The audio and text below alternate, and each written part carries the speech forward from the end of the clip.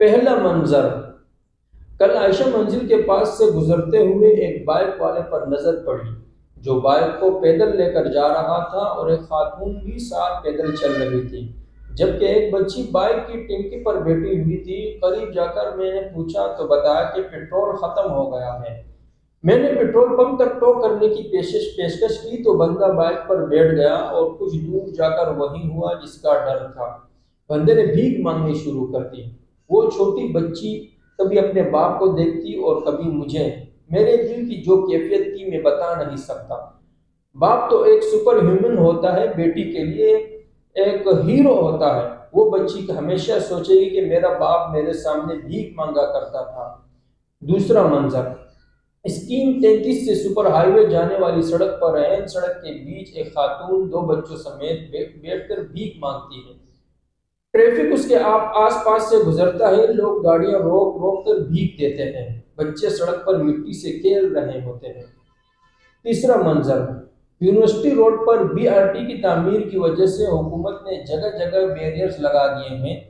کئی جگہوں سے سڑک اتنی تنگ ہو گئی ہے کہ صرف دو گاڑیاں گزرنے کی جگہ رہ گئی ہے، جس کی وجہ سے ٹریفک جام ہو جاتا ہے۔ اتنی اچھی اپرچونٹی بھلا کوئی کیسے جانے دے؟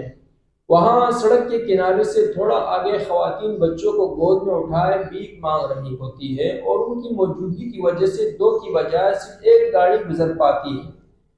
لوگ ٹریفک کی اس سست روی میں ان کو بھیک دیتے ہوئے جاتے ہیں۔ چوتھا منظر: جمعہ کی نماز کے بعد دروازے کے دونوں طرف خواتین بچوں سمیت بھیک مانگ رہی ہوتی ہے۔ نماز کے بعد مسجد سے نکلنے والوں کو رش کے باوجود یہ پیچھے نہیں ہٹتی اور نمازیوں سے باقاعدہ ٹکرا رہی ہوتی ہے۔ پانچواں منظر: آپ کراچی میں کہیں بھی گاڑی روک دیں، یہ مخلوق مسواک، غبارے یا تغرے لے کر گاڑیوں کے شیشوں سے منہ لگا کر اندر جھانک رہے ہوتے ہیں، اور خدا رسول کا واسطہ دینے کے باوجود پیچھے نہیں ہٹتے۔ کسی ایک کو غلطی سے بھیک دے دے تو 20 بندے آپ پر سوار ہو جائیں گے۔ چھٹا منظر: کہیں کھلی فضا میں کھانا کھانے بیٹھ جائے یا یہ مخلوق آپ کے سر پر کھڑے ہو کر اسی کھانے کا مطالبہ کر دیں گے جو آپ کھا رہے ہوتے ہیں، اور آپ کا کھانا دشوار کر دیں گے۔ قرآن نے سورہ زحا میں سوالی کو جھڑکنے سے منع کیا ہے، وَأَمَّا السَّائِلَ فَلَا تَنْهَرْ۔ یقین کیجیے اس آیت پر کراچی میں عمل کرنا بہت مشکل دکھائی دیتا ہے۔ میری سندھ حکومت سے گزارش ہے، ان حرام خوروں کو لگام دیجیے۔